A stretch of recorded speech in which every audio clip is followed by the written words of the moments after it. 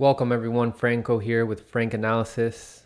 It's been 5 days since the ONPE finished counting votes for Peru's 2021 election, and the socialist candidate, Pedro Castillo, won by over 44,000 votes against his far-right opponent, Keiko Fujimori. It's been 2 weeks since the presidential election was held on June 6th. An election has never taken this long to be announced in Peru's history. So Keiko Fujimori and Peruvians who have been brainwashed by the Peruvian corporate mainstream media into being afraid of a fairy tale dystopian, authoritarian communist government are claiming election fraud, despite them having absolutely not a single piece of evidence. Peru has secure elections, and I've covered that here on this show. But I will also point you all to a video by the Combo Couch that breaks down in detail how these claims of fraud by Keiko Fujimori are baseless.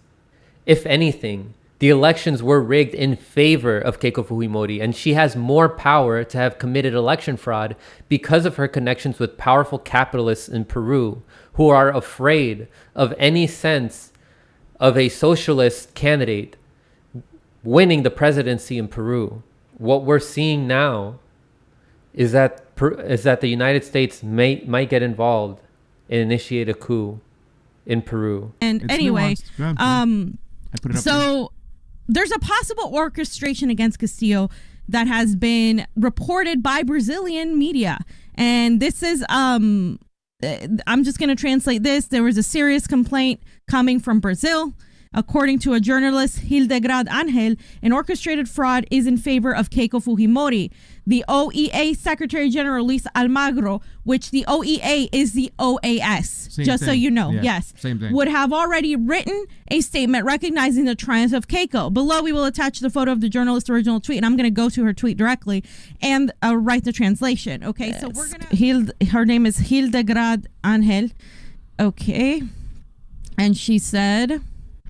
Very serious accusation arrives from Peru, reveals an orchestrated fraud in favor of Keiko Fujimori against Pedro Castillo. The OAS Secretary General Luis Almagro had already written a statement acknowledging of Keiko's triumph so that the results indicate her as the winner. And this is like triple translation. A high-ranking military leader who could be the FAA Joint Command would have plotted with Almagro so that after issuing the OAS communications, the country would be immediately militarized with vote control, avoiding any complaints of recounts and therefore quelling the protests in the streets. Then she goes on to talk about, there's another one. Let me see. Yeah, let me continue going back to the Facebook post. I think that's most of it. But I wanted to point out a couple things. Too. On May 4th, with less than 1 month left until the second round of voting, Pedro Cateriano met with Almagro. And I'm not 100% sure who this guy is, but I wanted to point out who Luis Almagro is. But he said he met with the ex-prime minister of Peru, right? His name was Cateriano. And he met with him around May 4th, I believe May 5th. And they were talking about or May 4th, yeah. It's backwards over there. Oh, so it's May 4th. So May 4th, yeah, they do it backwards in there. They were talking about how to maintain democracy in the region. I'll post a full clip to that in the description. But here's what actually happened in the Peruvian elections. Despite the campaign that the mainstream media in Peru did for Keiko Fujimori and the campaign that the rich elite in Peru did for Keiko Fujimori, Pedro Castillo won, and it was especially thanks to support that he received in places outside of the urbanized cities like Lima. So I stumbled across this post by Peruvians in Washington, D.C. who are organizing a protest in front of the OAS against Pedro Castillo. The OAS has a history of helping the U.S. commit coups in Latin America despite a lack of evidence. And they do this to take power away of any left-wing candidate that wins the election. The most recent example is Bolivia. The New York Times even had to come out and admit that they were wrong about these claims of election fraud by Evo Morales and his party, which resulted in a year of Bolivians being under the reign of a right-wing temporary president, Jeanine Áñez, who was also a racist against indigenous people. We cannot let this happen to Peru. Peru has gone through decades of exacerbating neoliberalism, some of which were exacerbated by Keiko Fujimori's dictator father, Alberto Fujimori. The US multinationals have their eyes on Peru's natural resources so that they can be privatized even more, so that the Western elite can profit during the fourth industrial revolution that's being engendered by the World Economic Forum. And this will be done at the expense of working class Peruvians. So what I'm doing is I'm organizing a counter-protest. That very same day, I have people who've responded to my tweet announcing this, as well as the Answer Coalition helping me organize this event. So this will be held on Saturday, June 26th. It's going to be at 10 a.m.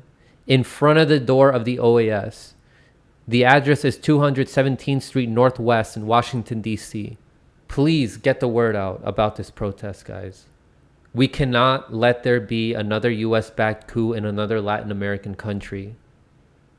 We have to protect the will of the people in Peru, what they decided, and we have to inform and fight back against the manufacturing consent that the mainstream corporate US media does, as well as the mainstream corporate Peruvian media does.